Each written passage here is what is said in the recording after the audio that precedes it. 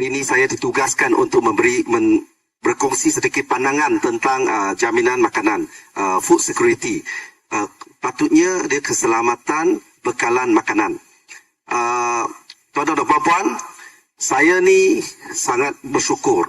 Walaupun saya tidak berasal dari keluarga yang berada, tetapi sepanjang kehidupan saya tidak pernah pergi tidur dengan perut yang lapar. Saya sangat bersyukur. Kecuali satu kali.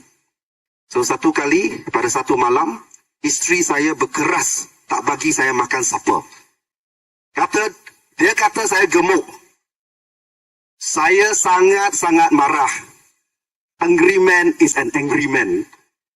Tetapi ini bukan isu food security.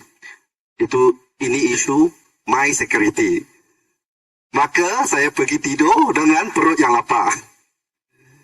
Hadirin sekalian, apa itu food security, keselamatan bekalan makanan? Kalau kita ikut takrifan Persatuan Bangsa-Bangsa Bersatu, PBB, food security adalah setiap orang pada setiap masa ada akses fizikal, sosial dan ekonomi kepada makanan yang selamat, yang cukup, yang berkhasiat. Selain daripada jumlah makanan yang cukup, ada beberapa faktor juga. Termasuk yang pertama, availability. Availability, ketersediaan. Maksudnya, kalau kita kata bekalan kita cukup, beras kita banyak, tetapi sumber kita simpan dalam gudang, itu tak ada, not available. Yang kedua adalah akses.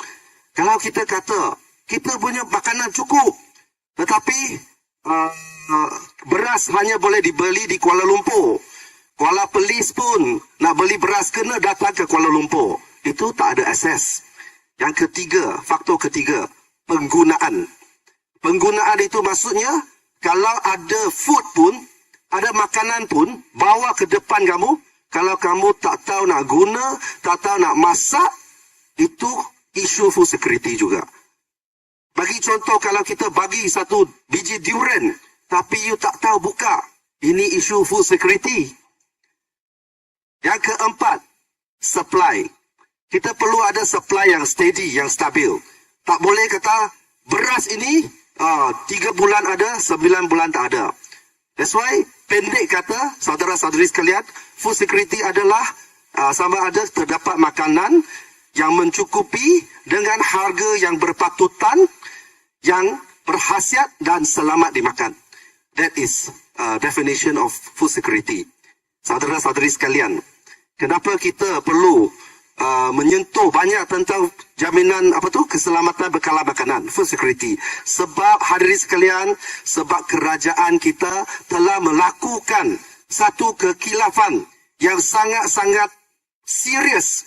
Dan kalau kita pada masa akan datang, kalau kita tidak menangani isu ini dengan baik, kita akan menghadapi masalah krisis food security.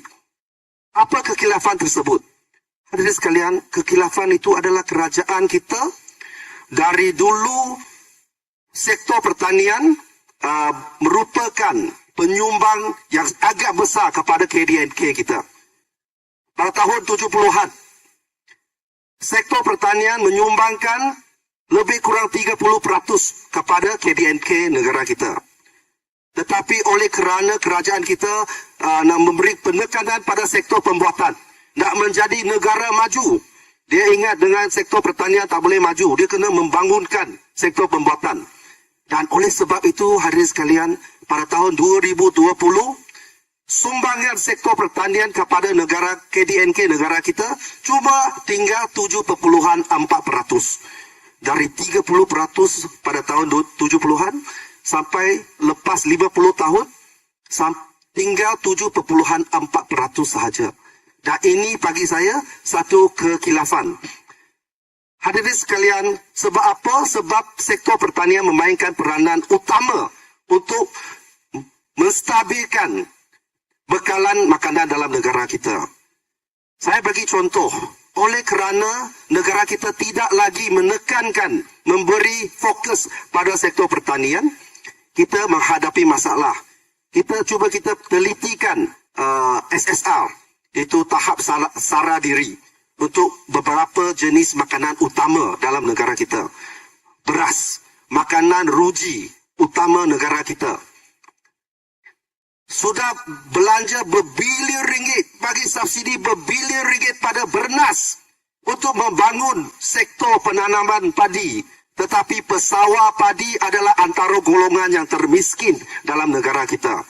Dan selepas kita belanja berbilion ringgit, kita punya SSR, self-sufficiency ratio, cuma 63% untuk beras. Maksudnya, kita kena import 37% beras dari negara lain, dari Vietnam, dari Thailand. Ini adalah satu kekilafan yang dilakukan oleh kerajaan kita.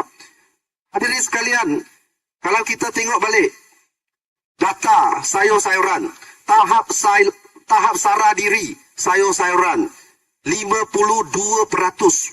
Maksudnya kita kena import makanan sayur 48% dari negara lain. 48% kita kena import. Memang kita tak dapat tanam semua jenis sayur-sayuran, sebab ada sayur-sayuran yang musim dia tak sesuai ditanam di negara kita. Tetapi hadirin sekalian, only 52% tahap sara diri kita. Ini adalah satu data yang sangat-sangat menakutkan. Apa akan terjadi kalau katakan negara yang supply sayur kepada kita itu tiba-tiba menghadapi malapetaka? Dia ban ekspor kepada negara kita. Apa akan terjadi? Dan selepas beras, selepas sayur-sayuran, satu lagi makanan yang agak banyak juga dikonsum oleh rakyat Malaysia, iaitu daging. Daging tahap sara diri, selepas kita belanja, kita bagi loan beratus juta kepada NFC, bagi lembu duduk di kondo, itu pun tahap sara diri untuk daging 22%. Maksudnya kita kena import dari negara lain, 78% kena import daging. Yang statistik ini memang sangat-sangat menakutkan, saudara-saudari sekalian. Dan ini juga membebankan kita, negara kita. Saya bagi contoh, pada tahun 1998, kita import makanan 10 bilion ringgit. 1998, kita import 10 bilion ringgit. 2020, makanan yang diimport adalah 55 bilion ringgit. 5 times. Dari 98, 10 bilion, sampai 2020, 55 bilion. Ini adalah satu krisis yang bakal kita hadapi, saudara-saudari sekalian. Yang kedua, apa masalah kita? Masalah kita adalah kos pengeluaran kita sangat-sangat tinggi. Kos pengeluaran, production cost untuk hasil-hasil pertanian sangat-sangat tinggi. Kenapa? Sebab kita bergantung, sangat-sangat bergantung pada pengimportan bahan mentah. 2F, satu feed, satu fertilizer. Satu dedak, satu baja. Kita import pada tahun 2020, kita import dedak 4.6 bilion ringgit. Pada tahun yang sama kita import baja 3.2 bilion ringgit. Hanya dedak dengan baja sudah lebih kurang 8 bilion ringgit. Lebih kurang 8 bilion ringgit. Tuan-tuan dan puan-puan, dan untuk maklumat saudara-saudari sekalian, dalam industri ayam, penternakan ayam, kos dedak lebih kurang 70% daripada kos keseluruhan. Nah, itu sebabnya kita ada masalah inflasi harga makanan, sebab kita sangat-sangat bergantung pada pengimportan bahan mentah dari luar negara. Dan bukan saja itu, saudara-saudari sekalian, tanah juga satu isu yang besar. Tanah itu di bawah kerajaan negeri. Tetapi kerajaan negeri lebih sudi memberi atau menyewa tanah kepada tauke bala, tauke pasir, tauke pemaju supaya mereka buat aktiviti pembalakan, korek pasir, memajukan projek perumahan sebab fast money. Dia boleh dapat duit dengan cepat. Tetapi mereka tidak sudi menyewa lease kepada para petani sebab dalam minda mereka rasa pertanian ini tak penting. Tetapi apabila kita menghadapi masalah food security, barulah kita sedar untuk selama berpuluh tahun kita sudah meminggirkan sektor pertanian. Dan akhirnya rakyat sendiri dimangsakan. Hadirin sekalian, selain daripada itu, ada satu lagi isu yang serius, iaitu pembaziran makanan. Pada tahun ini mengikut data SW Corp.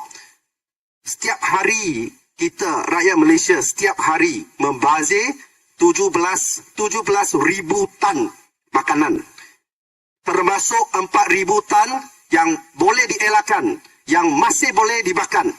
Hadirin sekalian, kalau kita boleh usaha, kita usahakan satu polisi, satu dasar, 4,000 tan itu either kita elakkan untuk bazir ataupun kita agihkan 4,000 tan itu kepada golongan pendapatan rendah.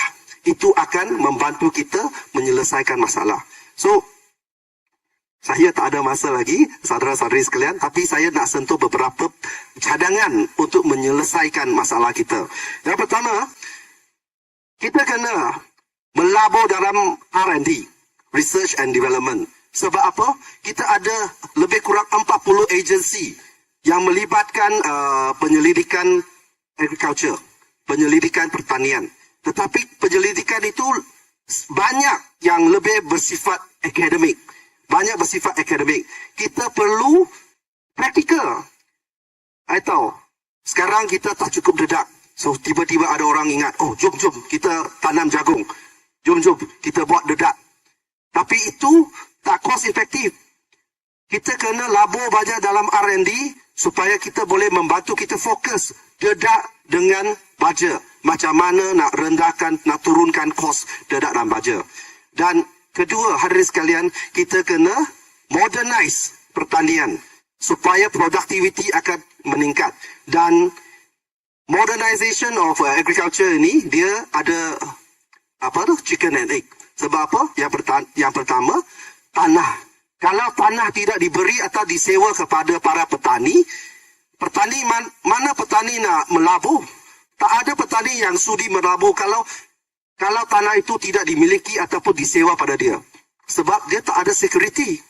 Kalau saya hari ini saya melaburkan RM100,000 untuk modernize saya punya farm. Tetapi 6 bulan lepas itu orang datang mengusir saya. Apa jaminan yang saya dapat? So kita perlu selesaikan dasar tanah.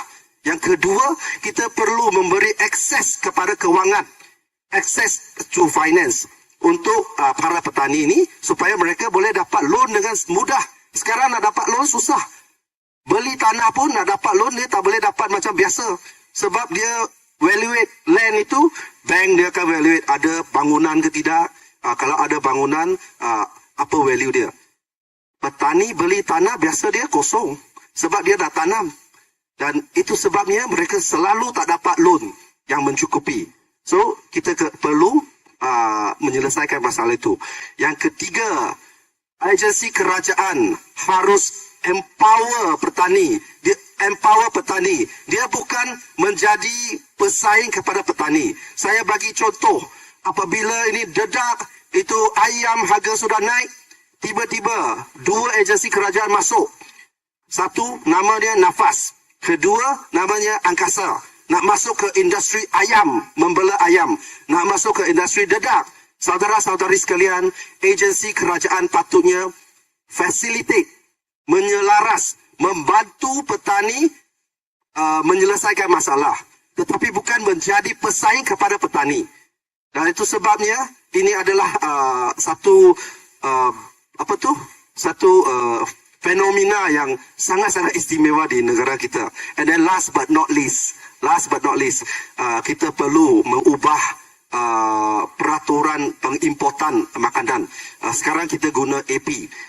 Walaupun baru-baru ni sudah dihapuskan, tetapi AP itu dia hanya control, dia hanya mengawal dari segi bilangan. Boleh tak kita think out the box? Katakan kalau kita buat dengan mengenakan tarif ataupun cukai.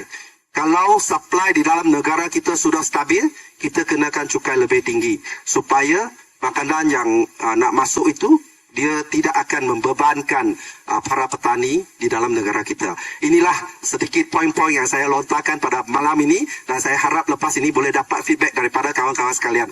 Sekian, terima kasih.